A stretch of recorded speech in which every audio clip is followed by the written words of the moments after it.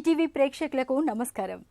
ప్రతిభా Biotique సమర్పించు నమామి కృష్ణ ప్రత్యేక కార్యక్రమం powered by Shubhagruha projects, Suryakuteer, Warangal.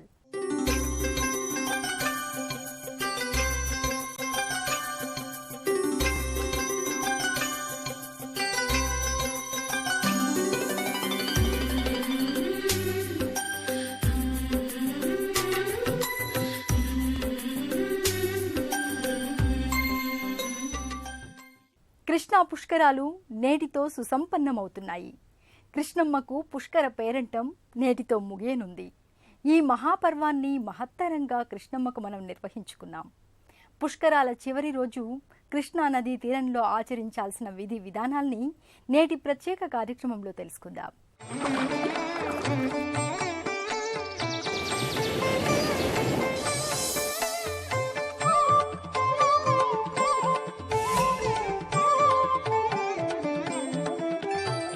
Krishna పుష్కరాల మహాక్రతువు నేటితో పరిసమాప్తి కానుంది.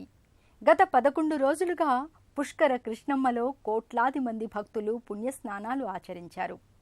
ఈ పుష్కరాల మహాపర్వం నేడు సమున్నత పతాక స్థాయికి చేరుకుంది. ఈరోజు కూడా లక్షలాది మంది భక్తులు పుణ్యస్నానాలు ఆచరిస్తున్నారు. కృష్ణా తీర్థం మనల్ని తరింపజేసే జలరాశి, భవభయాల్ని నివారించే పావన జలనిధి. కృష్ణానది పవిత్రత, పావనత్వం ఎన్నటికీ వసివాడదు. కృష్ణానది విశిష్టత పుష్కరాలకు అతీతమైనది. కృష్ణా పుష్కరాలలో చివరి రోజున అనుసంధానం చేయాల్సిన ముఖ్యాంశాల్ని ఇప్పుడు మనకు వివరిస్తున్నారు.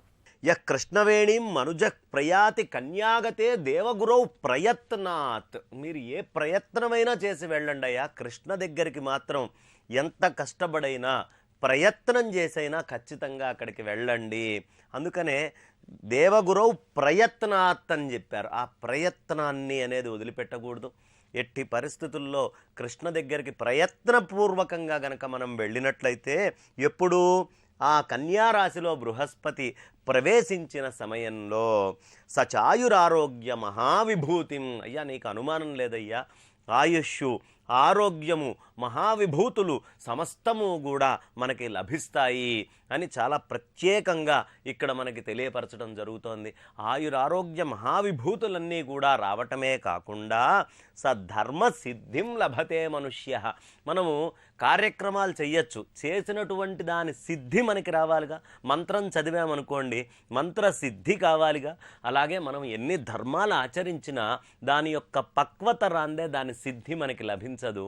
కానీ ప్రయత్నపూర్వకంగా అయిన కృష్ణానదిలో ఎప్పుడు బృహస్పతి కన్యారాశిలో ప్రవేశిస్తారో ఆ సమయంలో గనక వెళ్ళి ఒక్క మునక అలా మనం గనక వేయగలిగితే, ఒక్కసారి అందులో గనక మునిగి మనం నమస్కరించుకోగలిగితే, ఏ ప్రయత్నము తర్వాత చేయాల్సిన పని లేకుండా మనకి ధర్మము అనేది సిద్ధిస్తుంది. దీంట్లో ఎలాంటి అనుమానము లేదు అని మనకి కృష్ణాలహరి చాలా ప్రత్యేకంగా తెలియపరుస్తోంది. అయితే చివరి రోజు వచ్చేటప్పటికి మనం షోడశ దానాలు అక్కడ ఇవ్వడం జరుగుతుంది. ఈ షోడశ దానాలు ఎందుకయ్యా అంటే, ఒక్కొక్క దానములో ఒక్కొక్క మహత్తు ఉంటుంది. ఆ దానము చేయడం వల్ల అనేక రకాలైనటువంటి పీడలు, బాధలు, పాపాలు ఇత్యాదులన్నీ కూడా మనకి తొలగిపోవడం జరుగుతుంది. ఎలాంటి దానాలు చెయ్యాలయ్యా ఈ షోడశ దానాలు అంటే, గాన సువర్ణ మహిషి రత్నాని చ సరస్వతి లీలా కన్యా హయా నాగా దాసీరథ మహీగృహా శయ్యా చాగచ్చ గ్రోహరో మహాషోడశ దానః. ఇవండి దానాలు, మహాషోడశ దానాలు అంటే. కాబట్టి ఇలా షోడశ దానాల్లో మనం గోవు దగ్గర నుంచి మొదలుపెట్టి, ఎందుకు గోవు దగ్గర నుంచే మొదలు పెడతారండి మన దానాలు అంటే, మీకు ఒక గొప్ప విషయం చెప్తా. పుష్కర స్నానానికి వెళ్ళినప్పుడు ప్రత్యేకత ఏమిటంటే, ఒకటి పుష్కరము వైశిష్ట్యము, అందులో దేవతలు, పితృదేవతలు అందరూ సమస్తము కూడా ఆ సమయంలో ముక్కోటి తీర్థాలతోటి కలిసి అక్కడ ఉండడం జరుగుతుంది. బ్రహ్మ పుష్కరము అంటాము. అక్కడ శివుడు ఉన్నాడు వేణ్ణా నది రూపంలో. విష్ణుమూర్తి వారు సాక్షాత్ సాక్షాత్తు తన తనుస్వరూపంగా ఈ కృష్ణానది ప్రవహిస్తూ ఉంది. ముక్కోటి దేవతలు సాక్షిగా సమస్తమైనటువంటి బ్రహ్మాండమంతా కూడా ఈ కృష్ణమ్మ తల్లి తన గర్భము లోపల పెట్టుకుంది. ఎవరి గర్భములో ఈ లోకాలన్నీ ఉంటాయో వాళ్ళందరూ కూడా కృష్ణ గర్భంలోకి వచ్చి ఉంటారు ఈ సమయంలో. అందుకని మిగతా అప్పుడు చేసిన దానానికంటే కూడా ఇంతమంది దేవతలు, ఇంతమంది ఋషులు, ఇంతమంది పితృదేవతలు, యక్షులు, కిన్నెర్లు, గంధర్వులు, సిద్ధులు, సాధ్యులు, చాణులు, ఎంతమంది అందరూ కూడా ఆ కృష్ణమ్మ గర్భంలో, ఆఖరికి దానవులు కూడా, రాక్షసులు కూడా ఎప్పుడు కృష్ణమ్మకి పుష్కరాలు వస్తాయా అని ఎదురు చూస్తూ ఉంటారు. కాబట్టి అంత దేవదానవులందరూ కూడా ఎదురు చేసేటటువంటి ఆ అద్భుతమైనటువంటి కృష్ణా పుష్కర సమయంలో వీళ్ళందరూ అందులో నివసించి ఉంటారు. ఆ నివసించి ఉన్న సమయంలో మనము ఒక్కసారి గనక కృష్ణలో మునిగితే కృష్ణా పుష్కర సమయంలో 60 సంవత్సరాలు ఆగకుండా మనము నిరంతరము గంగా స్నానం చేస్తే ఏ ఫలం వస్తుందో ఒక్కసారి కృష్ణమ్మలో మునిగితే ఆ ఫలం వస్తుందట. అంత మహత్తరమైనటువంటిది ఈ పుష్కర సమయం. ప్రతిభ బయోటెక్ సమర్పించు నమామి కృష్ణ ప్రత్యేక కార్యక్రమంలో ఇప్పుడు ఒక చిన్న విరామం. ప్రతిభ బయోటెక్ సమర్పించు నమామి కృష్ణ ప్రత్యేక కార్యక్రమానికి తిరిగి స్వాగతం.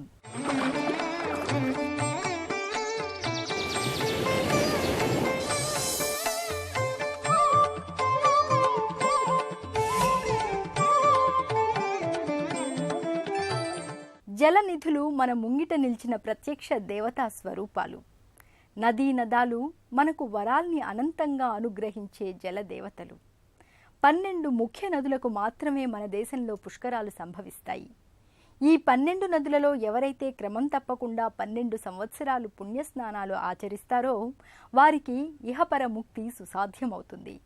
మన ఆర్ష సంస్కృతిలో నదీ స్నాన ఆచరణ, పుష్కర సంప్రదాయాల అనుసరణ ముఖ్యమైన ప్రక్రియ.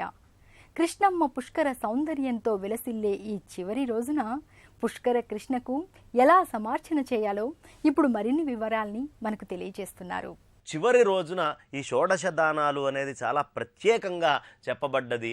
ఆ తర్వాత బ్రాహ్మణ సమారాధన, సాధ్యమైనంత మటుకు బ్రాహ్మణ సమారాధన చేయమన్నారు. ఏమండి బ్రాహ్మణ సమారాధనే ఎందుకు చెయ్యాలి అంటే దీంట్లో ఒక మర్మం లేకపోలేదు. ఈ మొత్తము భూమండలాన్ని 7 కాపాడుతున్నాయండి. 7 స్తంభాలు ఉన్నాయట ఈ భూమండలం మొత్తానికి. ఏమిటా 7 స్తంభాలు అంటే గోభిర్ విప్రైశ్చ వేదైశ్చ సతీభిః సత్యవాదిభిః అలుబ్ధైః దానశీలైశ్చ సప్తయతే ధార్యతే మహీ అని మనకి పెద్దలు చెప్తారు. గోవులు ఈ భూమిని కాపాడటానికి ఒక స్తంభం. అందుకనే గో సంరక్షణ మనం చేసుకోవాలి. గోదానాలు ఈ పుష్కర సమయంలో చెయ్యాలి. విప్రైశ్చ బ్రాహ్మణుల దగ్గరికి వెళ్ళి వాళ్ళకి ఇస్తే ఏం జరుగుతుందయ్యా అంటే వేదము ఎంత గొప్పదైనా అది బయటికి మాట్లాడటానికి, బయటికి రావడానికి ఒక శరీరం అవసరం కదా. కాబట్టి వేదాంగాల్ని తను చదువుకున్నాడు అంటే వేదము యొక్క వేదానికి బద్ధులై, మంత్రానికి బద్ధులై దేవతలందరూ ఉంటారు.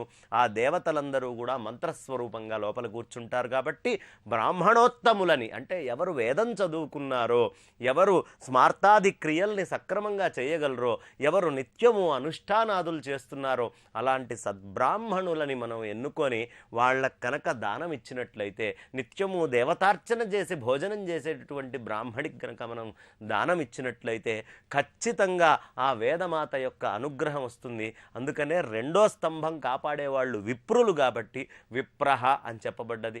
విప్రైశ్చ వేదైశ్చ 3వది వేదము. కాబట్టి వేదానికి కూడా 3వ స్థానమే వచ్చింది. చూడండి, ఆ వేదాన్ని కూడా మనం గౌరవించుకోవాలి. పుస్తక దానం చెయ్యాలి. ఆ పుస్తక దానం అంటే ఏవేవో పుస్తకాలు కాదు, వేద పుస్తకాలు, స్మార్త పుస్తకాలు చదువుకుండేటటువంటి పిల్లలకి ఆ పుస్తకాలను ఇస్తే వాళ్ళు చదువుకుంటారు. గోభిర్ విప్రైశ్చ వేదైశ్చ సతీభిః పతివ్రతలైన స్త్రీలు కూడా అక్కడ స్నానం చేయడానికి వస్తారు కదా. కాబట్టి పతివ్రతలైనటువంటి స్త్రీలు ఎక్కడ స్నానం చేస్తారో అది పవిత్రము. అందుకని గోభిర్ విప్రైశ్చ వేదైశ్చ సతీభిః సత్యవాదిభిః అబద్ధం ఆడనటువంటి గొప్పవాళ్ళు కూడా పసి పిల్లల దగ్గర నుంచి వాళ్ళు ఆ సత్యమే స్వరూపంగా కలిగిన వాళ్ళు అనేక మంది అందులో స్నానం చేస్తారు. అందువల్ల ఇంకొక స్తంభం అందులోకి వచ్చింది. అలుబ్ధైః ఎప్పుడు ఇతరుల యొక్క ద్రవ్యాన్ని గుంజుకోవాలని చేసేటటువంటి లుబ్ధత్వం లేని వాళ్ళు, అలుబ్ధులు అని పిలువబడతారు. అలాంటి మహాత్ములు ఈ కృష్ణానదిలో స్నానం చేయడానికి వస్తారు. మీరు చూడండి, అందుకనే ఉత్తరాదిలో కుంభమేళాలు జరిగినప్పుడు నాగా సాధువులని ఇవన్నీ వదిలిపెట్టేసినటువంటి వాళ్ళు అందులోకి వచ్చి స్నానాలు చేస్తారు. అందుకని చాలా విశేషం. అలాంటి సాధువులు దక్షిణాదిలో కర్మిష్ఠులు చాలామంది ఉంటారు. అలా మహాత్ములు శ్రీశైలాది ప్రదేశాల్లో తపస్సులను ఆచరించుకునే వాళ్ళందరూ కూడా వచ్చి అక్కడ స్నానం చేయటం జరుగుతుంది. కాబట్టి అలాంటి ఆ కృష్ణవేణి నదిని మనం చక్కగా వెళ్ళి పుష్కర సమయంలో స్నానం చేసి అలుబ్ధై దానశీలైశ్చ, దానము ఇవ్వటము అనే గుణం కూడా ఉండాలండి. ఎప్పుడూ దాచిపెట్టుకోవడమే కాదు, అలా ఇవ్వటము అనే గుణాన్ని కూడా మనం ఈ నదీ తీరాల్లో నేర్చుకొని చేసినట్లయితే శాశ్వతంగా పెట్టిందే మనతోటి ఉండేది, మనం అనుభవించింది, మనం ధర్మాచరణ చేసింది మాత్రమే మన వెంట వస్తుంది. కాబట్టి ఇక్కడ పుష్కర సమయంలో పెడితే పెట్టిన దానికి 1,000,000 రెట్ల ఫలం వస్తుంది. కాబట్టి బ్రాహ్మణ సమారాధన, వేదం చదువుకున్న బ్రాహ్మణులకి అన్నం పెట్టండి. ఏమిటండి వేదం చదువుకున్న బ్రాహ్మడికి అన్నం పెడితే అంటే, మామూలప్పుడు అన్నం ముద్దే, కానీ వేదం చదువుకున్న వాడి నోట్లోకి వెళ్ళి వాడి నోట్లో నుంచి కనుక ఆ అన్నం అరగడం వల్ల వేదం బయటికి వచ్చిందనుకోండి, అది మేరు శిఖరం అంత మహత్తు కలిగిందవుతుందట. అందుకని బ్రాహ్మణ సమారాధన తప్పకుండా చెయ్యాలి. ఆ తర్వాత మర్చిపోకుండా మనం నదీ తీరాలకు వెళ్ళినప్పుడు పాపాలన్నీ, సర్వపాపాలు ఈ కేశాలని ఆశ్రయించి ఉంటాయి. కాబట్టి వపన సంస్కారము అనేది చేసుకోవడం చాలా మంచిది. చిన్న శిఖ ఉంచుకొని వపన సంస్కారాలు చేసుకోవాలి. పితృదేవతలకి తర్పణాలు అన్నీ వదిలిపెట్టుకొని ఆ పితృదేవతల్ని తరింపజేసేటటువంటి విధంగా ఆమశ్రాద్ధమో, హిరణ్య శ్రాద్ధమో, లేదు తీర్థశ్రాద్ధమో, ఏదో ఒక విధమైనటువంటి శ్రాద్ధాన్ని పుష్కర సమయంలో పెడితే, ఆహా ఆ లోపలే పితృదేవతలు కూర్చొని ఉంటారుగా నదిలో, ఆహా నాకు సంబంధించిన నా సంతానం వచ్చి, నా బంధువర్గం వచ్చి ఇక్కడ తర్పణాలు వదిలిపెడుతున్నారు అని గర్వంగా ఆ దేవతల మధ్యలో వాళ్ళు కూర్చొని ఆనందంగా చూస్తూ ఉంటారు. పితృదేవతలకి ఆనందం కలిగితే ఐశ్వర్యము, సంతానము, ఇలా అనేకమైన విషయాలు వాళ్ళ అధీనంలో ఉంటాయి. ఆ వంశము చాలా చల్లగా అభివృద్ధి చెందుతుంది. కాబట్టి అననుమానాస్పదంగా మనం పుష్కర సమయంలో చివర్లో అక్కడ చెయ్యాలి. ఆ తర్వాత కృష్ణమ్మకి పూజ చేయటం, ఆ 10 రకాలైనటువంటి స్నానాలు, గోమయ స్నానాలు అన్నీ మనం చేస్తాం కదా, అలా ఆ కృష్ణమ్మలోకి వెళ్ళి అక్కడ శాస్త్రీయంగా సంకల్పం చెప్పుకొని పుష్కరుడికి ఏవేవైతే నామాలు అక్కడ ఉంటాయో, అక్కడ బ్రహ్మగారి దగ్గరికి వెళ్తే చెప్తారు, ఆ పుష్కరుడి నామాలతో అష్టోత్తర శతనామావళి చెప్పుకొని అక్కడ పూజ చేసుకొని పుష్కర స్నానం గనక చేసి బయటికి వస్తే సర్వ పాపాలు దూరం అవుతాయి. ఈ చివరి రోజున ఆఖరి అవకాశంగా భావించుకొని ఎవరు ఇవాళ కృష్ణలో స్నానం చేసి దానాదులు ఇచ్చి సంకల్పపూర్వకంగా ఉపవాసాదులుంటూ గడుపుతారో వాళ్ళకి పునర్జన్మ లేనటువంటి జ్ఞానం ఆ కృష్ణమ్మ తల్లి ఇస్తుంది. దీంట్లో అనుమానం లేదు. స్వస్తి. మన దేశంలో పుణ్యక్షేత్రాలు ప్రధానంగా నదీ తీరాల వెంటే ఉన్నాయి. ఈ నదుల వల్ల ఆయా పుణ్యక్షేత్రాలకు మరింత ప్రసిద్ధి చేకూరుతుంది. గంగా, నర్మదా, సరస్వతి, యమున, గోదావరి, కృష్ణ, కావేరి, తామ్రపర్ణి, బ్రహ్మపుత్ర, తుంగభద్ర, సింధు, ప్రణీత, ఈ 12 నదులకు మాత్రమే పుష్కర శోభ ఏర్పడుతుంది. పుష్కరం అంటే పూర్వకాలంలో తుందిలుడు అనేటువంటి వ్యక్తి తపస్వి, ఆయన శివుణ్ణి గురించి తపస్సు చేశాడు. అద్భుతమైనటువంటి వరాన్ని పొందాడు. సృష్టి స్థితి కారకమైనటువంటి మహత్వపూర్ణమైన సిద్ధశక్తులు పొందాడు అతను. బ్రహ్మదేవుడు అతన్ని తన కమండలంలో ఉండమని అడిగాడు. సృష్టి చేయటం కోసం బ్రహ్మ కమండలంలో ఉన్నాడు. ఆ పుష్కరుడు బ్రహ్మ వల్ల కూడా వరాలు పొందాడు. అక్కడి నుంచి వస్తుంటే బృహస్పతి దేవగురువు ఆయన అడిగాడు పుష్కరుణ్ణి, నువ్వు నాతో పాటు ఉండు, నేను సంవత్సరంలో ఒక్కొక్క రాశిలో ప్రవేశిస్తూ ఉంటాను. నేను ఏ రాశిలో ప్రవేశిస్తానో ఆ రాశిలో ప్రవేశించినప్పుడు మొదటి 12 రోజులు కూడాను నువ్వు ఆ నదిలో ఉండు, ఒక్కో నదిలో ప్రవేశిస్తాను నేను అన్నాడు.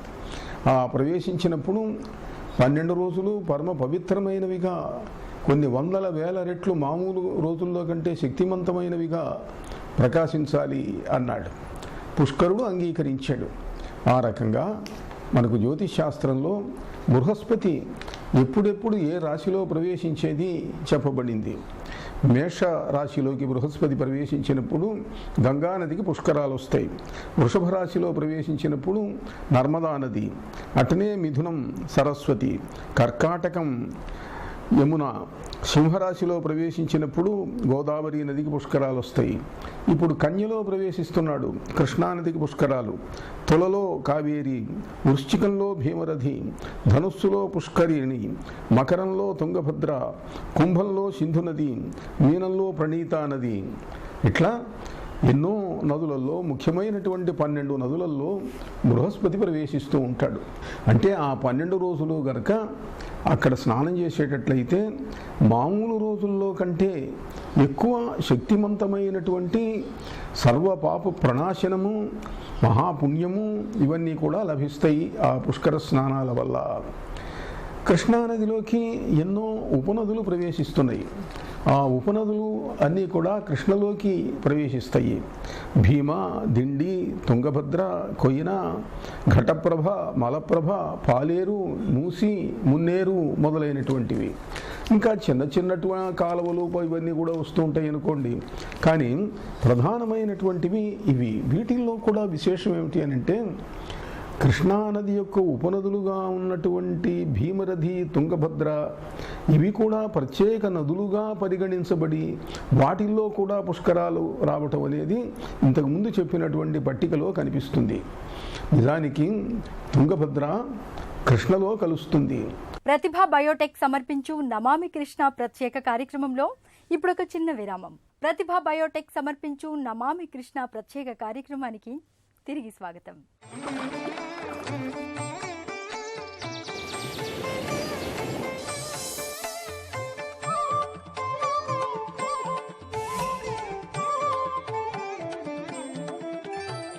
కృష్ణ ఘన తరంగా మా నిత్య జీవన గంగా అంటూ కృష్ణమ్మను ప్రశంసిస్తారు.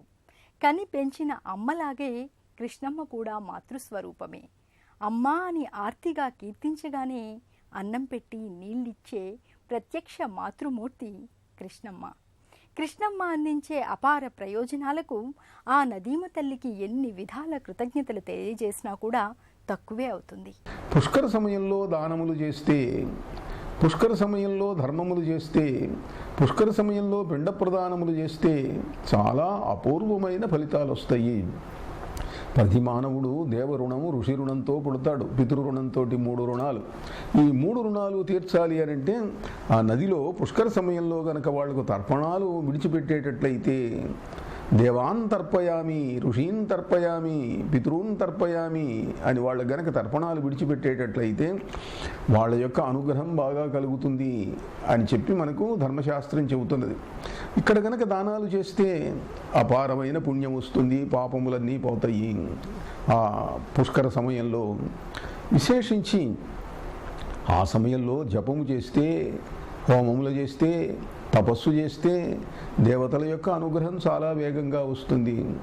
అందులో ఈ సంవత్సరం మరొక విశేషం ఏమిటి అంటే, సరిగ్గా చాతుర్మాస్య దీక్షా సమయంలో మధ్యలో వచ్చింది పుష్కరాల కృష్ణకు. చాతుర్మాస్యం అంటే సన్యాసులు మామూలుగా సంవత్సరంలో 4 నెలల పాటు ఎక్కడి కదలకుండా దీక్ష చేస్తారు.